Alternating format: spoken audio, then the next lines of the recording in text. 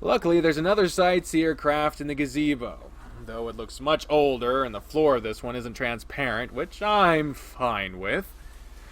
I'd rather not gaze into the inky blackness of the water beneath my feet as we're sailing to the island. Nefer is quiet most of the time, looking confident in everything he does as he prepares the craft. Finally, he reaches out his paw to chivalrously pull me on board. The lake laps quietly around us as we approach the island, a black mass amongst the ripples of reflected moonlight in the waves. I immediately spot Alex's craft sitting on the beach near where we'd had our little picnic all those weeks ago. We travel a little further up the shore, out of the side of the craft, before we drift out onto the beach. Nefer holds out a paw again to help me down, even though I don't need it. As I settle onto the sand, though, he leans in close to whisper in my ear. Wait here. Unfortunately, I believe simian footfalls are louder than that of a jackal. Okay. But call me if something happens, or you need help. I see a smile on Neferu's face, and though it's amused, it's not in a condescending way at all. Of course, my friend. He's gonna die. He's gonna die. He's gonna fucking die, isn't he? Oh, Jesus. And with that, the jackal disappears into the night, leaving me with only the little craft and the gentle sounds of the waves to keep me company. I don't have to wait long before I hear voices coming from further up the beach, and I know right away it's Neferu and Alex.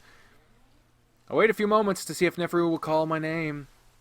When he doesn't, I frown and look around before quietly making my way toward the voices. Not like I expect he needs my help, but I don't want to miss anything important. I feel like the moment of confrontation with Alex should involve me. As I get closer, I'm able to make out the words, and I see that the two of them are right on the edge of the woods, standing just a few feet apart. I crouch and hide along the tree line as I listen more closely to what they're saying. Beautiful night. I've always wanted to come to the island and gaze at the moon and planet away from the lights of the palace. Oh, I see. It is incredibly beautiful here, isn't it? While he's speaking in his typical pleasant tone, I can definitely tell that Alex seems a bit nervous. His voice tight and a bit out of breath. So, Yes? Alex looks around nervously. I heard you speaking just before I happened upon you. Is there someone else with you? Me? Oh, no, definitely not. You know, it's rather embarrassing, but sometimes I just talk to myself. Don't be embarrassed. It's something I do as well. Oh, I see.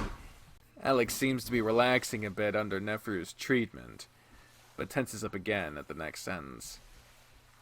Though I don't usually whisper to trees. Now that is a bit odd. Oh, shit!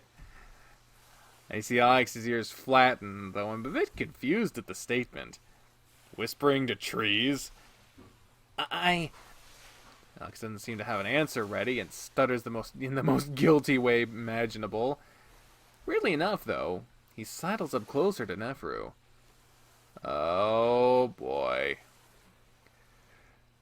I don't like this. Something bad's about to happen. Neferu, you're the one that's acting a bit odd right now, you know? Small Cat's demeanor suddenly changes to a more... Oh, he's gonna stab him. He's gonna stab him. He's gonna stab him. He's gonna act like he's flirting with him, but then he's gonna stab him in the fucking stomach or some shit. Small Cat's demeanor suddenly changes to a more sultry approach, relaxing his shoulders and drifting a paw down his body. Doesn't seem natural at all, though. Unlike Neferu's smile, he stares down at the approaching cat. He's still smiling when Alex reaches up to cup his cheeks and kiss him right on the lips. You got poison lipstick? I blink, surprised at the sudden turn the scenario has taken. Nefer looks anything but surprised, though, grinning throughout the kiss as Alex tries to kiss deeper. Finally, the cat seems to notice a lack of response from the jackal and he draws back, frowning. Nefer shakes his head. Oh, Alex, you know that's my technique. It will not work on me. Now, why don't we have a look at that tree? Alex freezes up, looking around, and that's when I think he spots me. Shit. Who's that? Neferu turns his head just slightly in my direction, and that's when Alex makes his move. He sends a kick sailing between the jackal's legs. Just as I'm readying myself to intervene, Neferu's paw is there, so solidly stopping the attack. Ooh, he was prepared. There's a pause, Neferu holding Alex's leg, forcing him to balance on one foot as Jackal's smile turns smug. What a pity that you're not the first to try such a move on me. I've learned people on this moon fight dirty. Alex squeaks, but balls up a fist anyway, sending a straight punch square into Neferu's stomach. It connects with a hollow thud, bouncing off the Jackal's abs like they're made of bricks. Neferu only grunting slightly in response. Ooh, now that's more like it.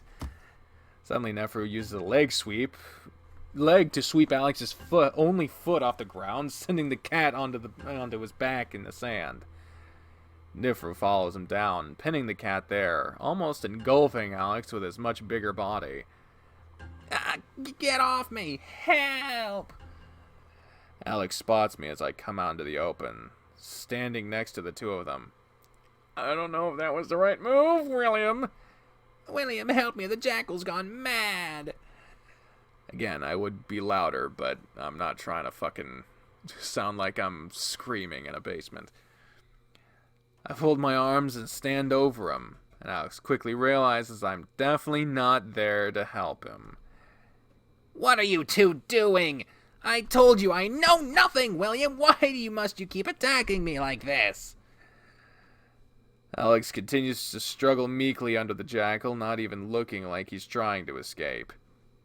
Attack you? Then why is my stomach why is it my stomach that is sore? Alex doesn't seem to be listening, and tears start brimming in his eyes as he begins to sob. Oh, the pity excuse. Now I'm fully convinced that his sobs and the bathing room are all an act. William?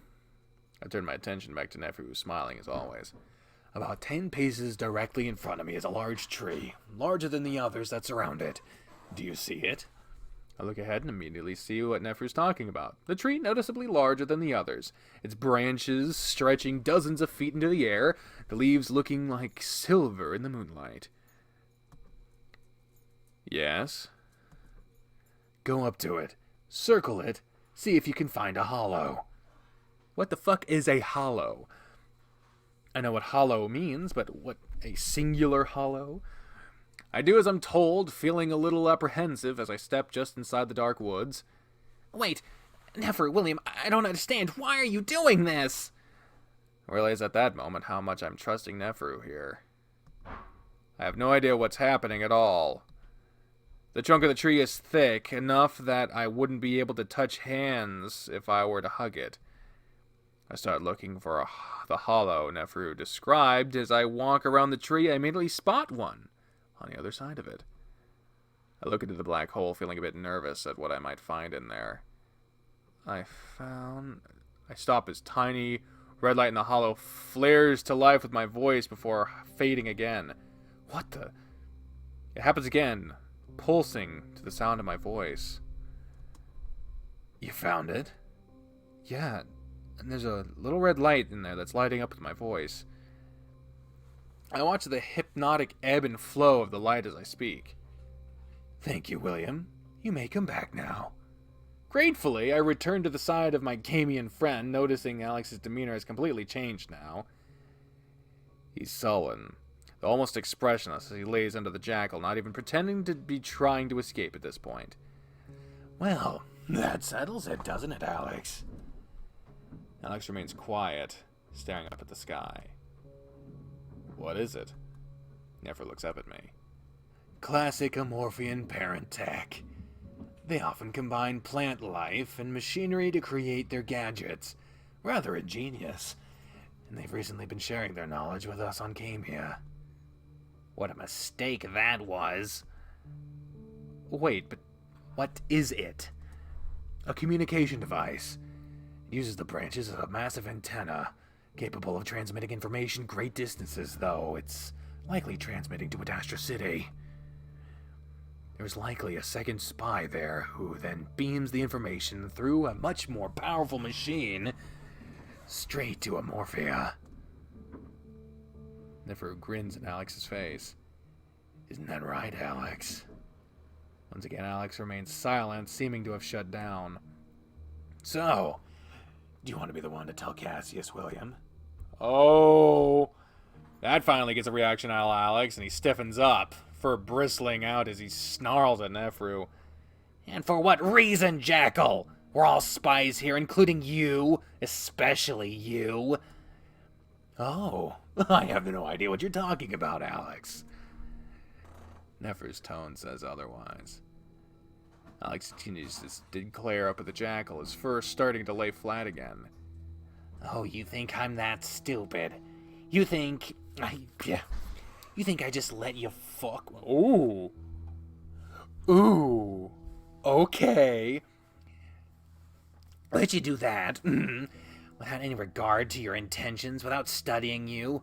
I know why you're here, Jackal. Do enlighten me, cat. You're floundering here, looking to make a name for yourself. The Pharaoh practically tossed you off the planet in an attempt to cultivate a hopeless alliance on Adastra. Nefru's eyes narrow. How unfulfilling it must be to be the second-born, unable to escape the shadow of your brother, unable to make your father proud.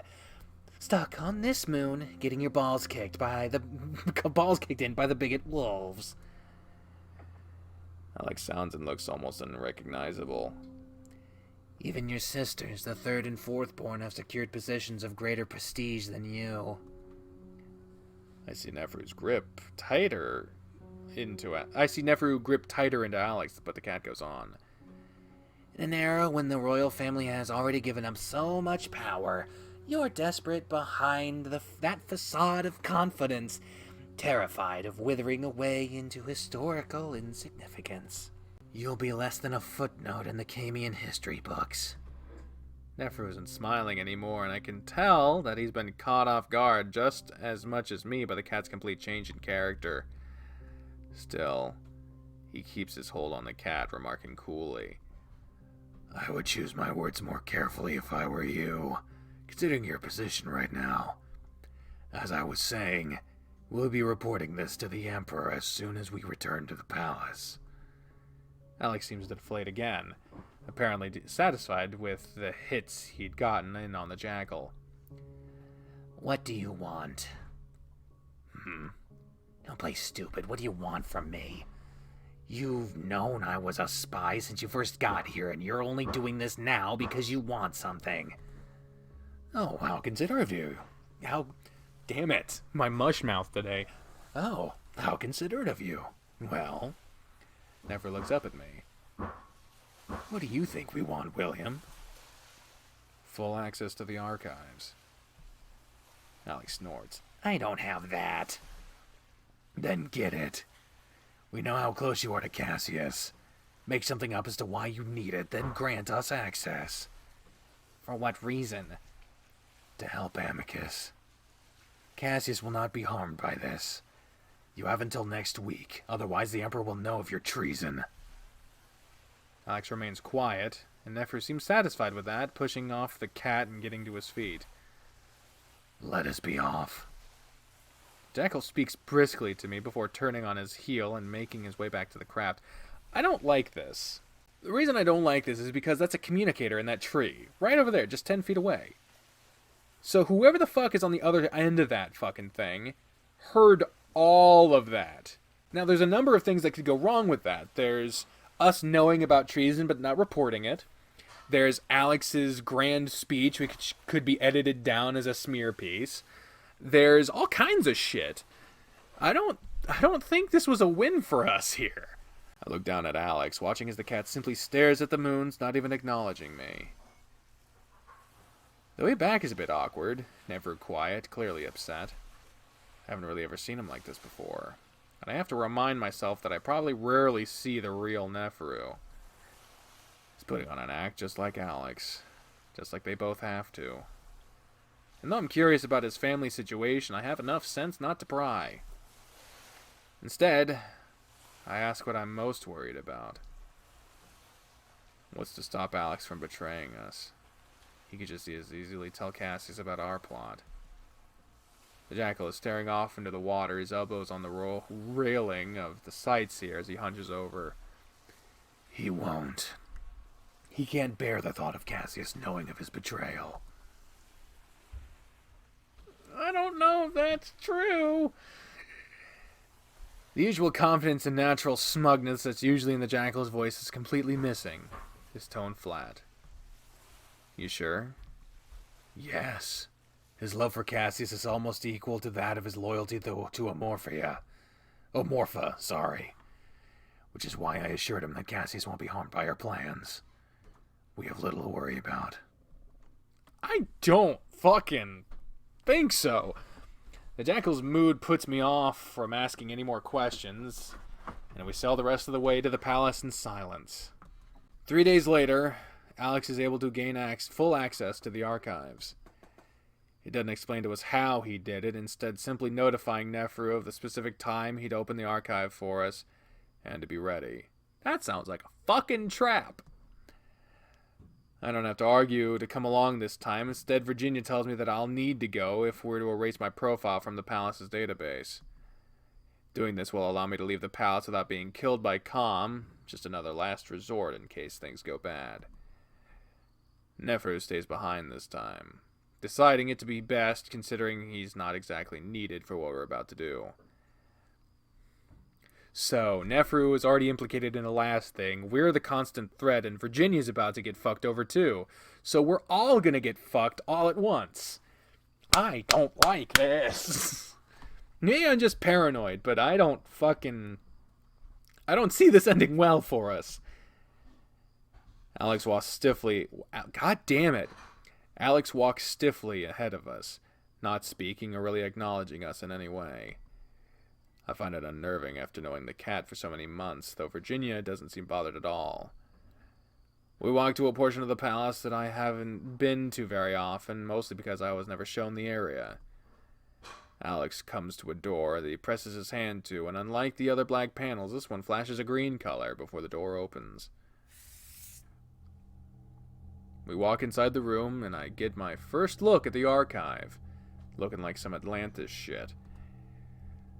I guess I'd expected rows of bookshelves, full of some type of digital storage or whatever the wolves might use. Instead, I'm greeted by the sight of a giant blue glowing sphere with a honeycomb pattern covering its surface.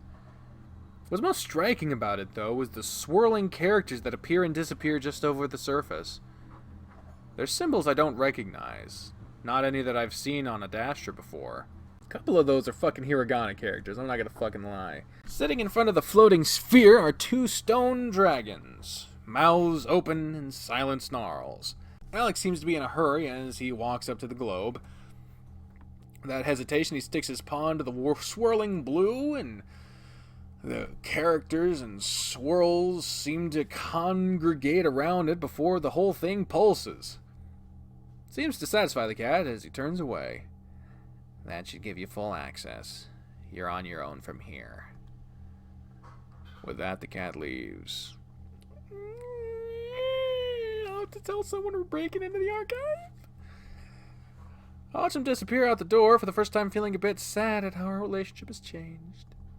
Virginia remains unbothered, though, walking up to the blue sphere as I follow. I stand there awkwardly for a moment before clearing my throat. So what is this thing? What is that line? Oh, it's a fucking... Oh, she has a nose ring attached to an ear piercing. I'm like, why would you fucking do that? Wouldn't you, like, scratch your head and, like, eh? The archive. Yeah, but it's parental, yes, and no, I don't know how it works. It was also used as a method of communication with the parents before they ceased contact, hence the meditation pillow. Virginia gestures at the pillow before she leans forward slightly, a streak of blue light wrapping around her head briefly before she leans back. It connects to the host's brain, similar to the lingua, and operates on mind control. Wow. Yes, I haven't used it often, but it's fairly easy to control. You'll find out soon enough. Oh. I feel a bit nervous, but Virginia focuses back on the blue globe. Suddenly a small screen appears over the sphere, and I see what looks like the amphitheater. What day was the final trial? I'm about to answer when suddenly Virginia just waves me into silence, focusing on the screen again. I see the scene change to a bloody sunset, and I feel the same anxiety I'd felt the day as I see Cato and Amicus appear on the screen, followed by me and Cassius. The angle is high, and the scene is a bit distant, probably from the palace, but I can make everyone out clearly. Cassius strips and hurries down the steps to the amphitheater, and I want to look away, but don't, as Cato turns on Amicus and punches him in the face. Virginia's reaction is small, but noticeable, clearly surprised by Cato's brutality. What follows is the awkward staged posing and the pin. Again, an ankle lock is not a pin! Then the footage of me using the Nervo on Cassius. This is followed by Amicus tearing off Cato's visor. After that, I run off screen, and I get to watch as the drones descend on Amicus, and he suddenly goes limp as they, I assume, stun him. Virginia watches all of this with an open mouth until Amicus is escorted away and Cato is picked up by a small ship that lands in the middle of the amphitheater. Then she shakes her head. Males. Really? Really? Okay, we're going with that. Virginia sighs out in frustration as the screen fades. So you got the footage? I filed it away to a domain accessible by both me and Nephru. We'll figure out a way to use it delicately.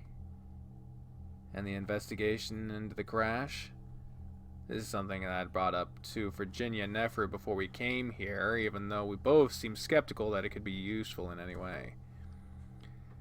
That even Cato wouldn't be so devious as to kill his own friend, a friend that happened to be the Emperor. Even now, Virginia sighs as if it's an annoying inconvenience, but focuses for a moment until she seems satisfied. Done. All documents related to the investigation are now in the same location. We'll go over it later. Well, at least you and Nephru can. There's a momentary pause. Well, that was easy. What did you expect? Parental tech makes everything fast and easy. Something's gonna happen. Yeah, I suppose. So, are you ready to use it? I think so. Virginia smiles at me. Don't worry, it's easy. Simply keep your mind clear of anything except your objective, your profile, and how it should be wiped clean from the archive. My profile. I try to think up how I should imagine a profile, but Virginia stops me. You're already thinking too much. Just this. Your profile. Wipe it from the archives. I swallow hard, but allow Virginia to gently push me forward until one of the tendrils touch my head. It's a cool feeling at first, and suddenly my body seizes up involuntarily as it feels like my entire brain twitches. Keep focused on your objective. My profile. Gone. My profile. Erase it. My profile. Delete from archives. Oh, shit. A dagger screams pain, blood, hissing, breath, spurting red, absolute anguish.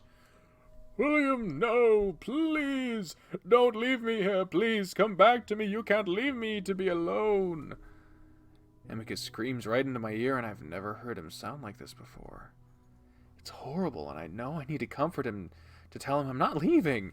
But my voice is gone, and air hisses from my throat. No, no, no, speak to me! Amicus's voice raises in pitch, panicking, becoming desperate. Then it all stops. You can prevent this, but only if you submit yourself to the benevolent will of the parents. Will you? Damn, what a fucking choice. This game has had like 2 choices ever. Both times it has been the fucking monitor asking us a question. I don't know what would happen if we said no. Obviously the right answer is to say yes. Obviously what we're supposed to do is say yes, so that we can go along with the plan that the parents have put in place. But if it was that cut and dry, why would they give us a choice? Why would there even be the option to say no? For the time being, I'm going to say yes. But I am very curious as to what would happen if you say no. Maybe sometime we'll explore that. I gasp and pull back, head reeling. I think that time is going to be now. Let's see what happens. No. I gasp and pull back. Okay, so no, fuck that. We're saying yes. Again, I gasp and pull back, head reeling. I feel soft but strong paws grip me around the shoulders. Are you alright? I look around, wide-eyed, feeling almost sick as the weird feeling of control in brain suddenly leaves. I don't know what to say, but Virginia glances back at the sphere. Might not be suited to a simian brain. Calm? Yes, Virginia. Locate William's profile. There is no such profile archived. Well, you did it at least. Let's get you back to Neferu's room. Walk through the halls, Virginia having to help because of my unsteady feet. I'm stunned, feeling as if I'd just come up from another drug trip. But it's not what I felt, or even the visions of violence that have me shaken up. It's Amicus's screams of despair that linger in my head. I have to see him as soon as possible. I have to make sure he's alright. And is this the fucking to be continued? Is this it? No? Holy shit, this fucking... This just goes on forever. And I'm glad. No wonder it took so long to get back all the updates. You smell so good.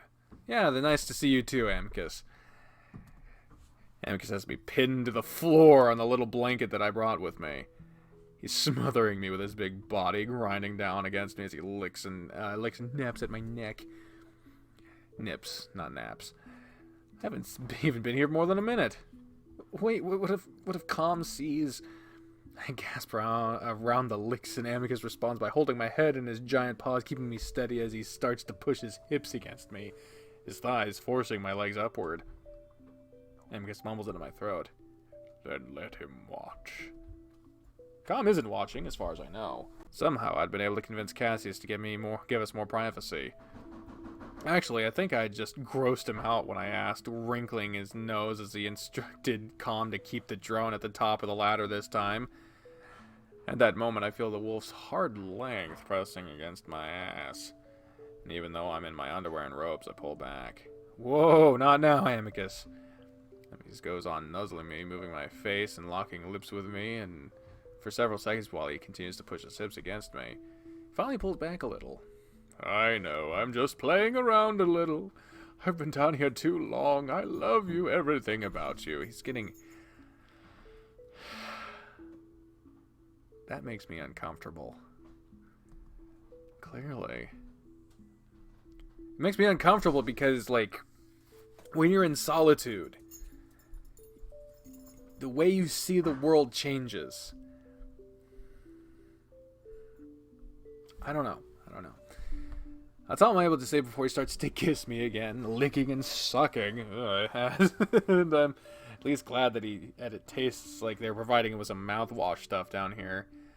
Never seen Amicus so horny before, which is saying something. His paws gripping and stroking at me almost desperately as his muzzle kisses at every inch of my neck and face. He pushes his body down against mine, his considerable chest and belly crushing me flat against the ground.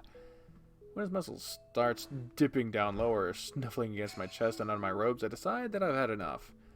I reach around and grab his upraised ear, getting a handful of thick, furry ass as my fingers squeeze dangerously close to the spot under his tail.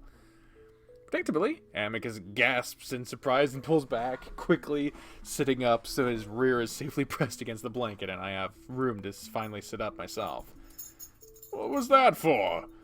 For not letting me catch my breath. And I know you don't like things near your butt. Well, emperors shouldn't have things near their butt. Wow. That makes sense. I roll my eyes at his silly but understandable insecurity and crawl up to Amicus to sit in his lap, the wolf eagerly pulling me in. I love you. I love you too. Amicus rubs his paws up and down my arms and shoulders, still just feeling me out. I can't wait to get out of here. No more hiding when I'm Emperor. I'm going to show you the real Adastra. Being stuck behind these walls is not how the Emperor's beautiful lover should be treated. I touched back, pressing my hands over his paws and resting my head against his chest, listening to the rumble of his voice. Oh, and what's the real Adastra? Amicus pulls his paw away for just a moment to wave it dismissively before returning to press it against my chest. These politics, it doesn't represent the moon's true face. I need to take you to the other cities and landscapes. The people are vastly different, too, from region to region. I listened to him contentedly for a few minutes, happy to just hear him speak again. Reminded of how easy it is for us to just talk to each other. You know, considering all this fucking stuff with the backstabbing and everyone knowing stuff and everyone working behind each other's backs, to return to a character as simple as Amicus really not only is comforting, but it also makes him seem like such a fucking lightweight in terms of like the political scheme. We actually have time to talk. Katie was in a different city on official business, so Cassius had granted us a little more time than the last visit. Amicus rocks back and forth as I pet the fur on his chest, listening to his heartbeat. It's clear that they allow him to bathe down here, but the lack of any perfume leaves only the slight smell of his natural ew. Well, I miss the lavender smell I'm used to. I don't mind the masculine ew, especially after a little reunion just now.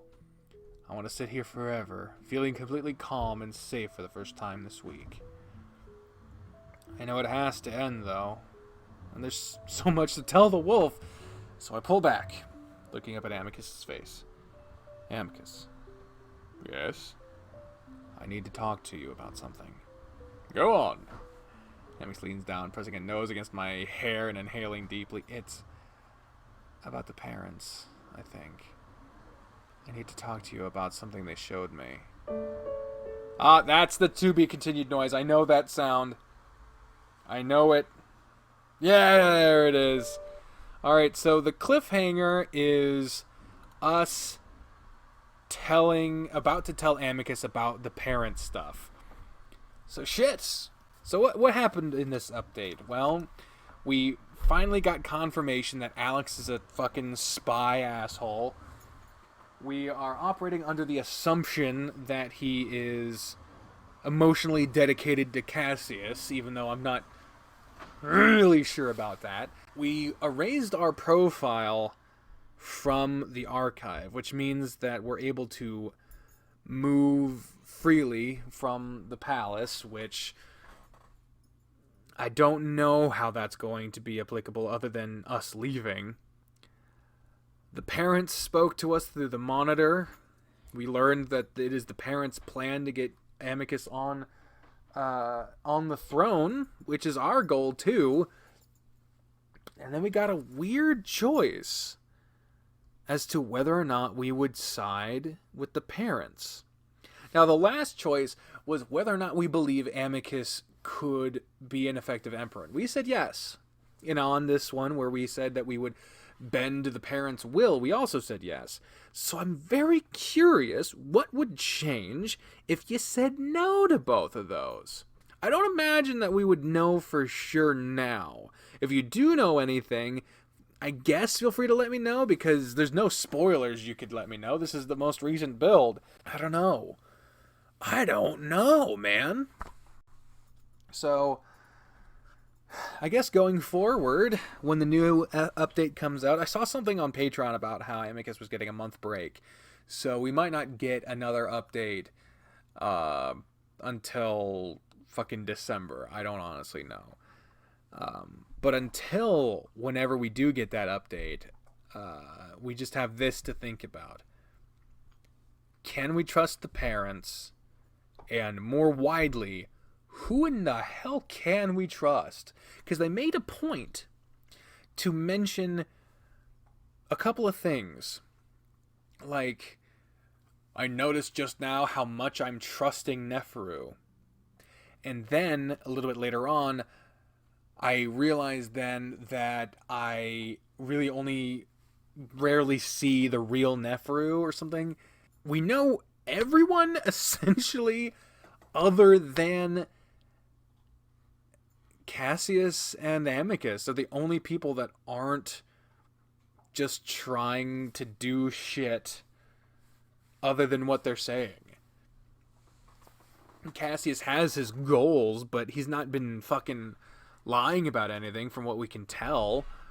Amicus sure as shit hasn't been lying about anything, unless at the end of this he's going to turn out to be a super fucking cerebral assassin of sorts where no one suspected that he had anything but a simple fucking mindset about all this. Virginia's two-faced, so was Nephru, Alex, Kato. There are two fuckers we seem to be able to look at and be able to tell what we're dealing with. That's a lot. I don't know.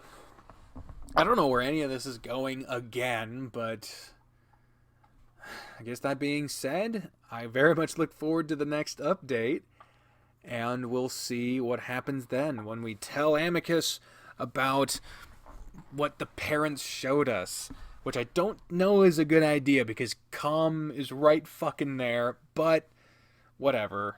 Whatever happens, I guess. But until then, ladies and gentlemen, I have been the Trained Unprofessional, and that's it for Adastra for now. On the next episode, we'll do all that, but until then, let's do the outro and slate thingamabob. How about that shit? Gotta make sure it's timed properly. Gotta wait until he gets to the 0. Alright, here we go. Okay, so on the left, you got a list of patrons. Thank you very much to them. And there's also on screen a link to subscribe and to the Patreon page if you want to join them. 2 videos recommended. One's the most recent. One is one recommended by YouTube just for your ass. And, of course, the comment of the day, which I haven't chosen yet. But if you want to be comment of the day, you got to leave a comment. So do that. Thank you. Fuck you. Bye.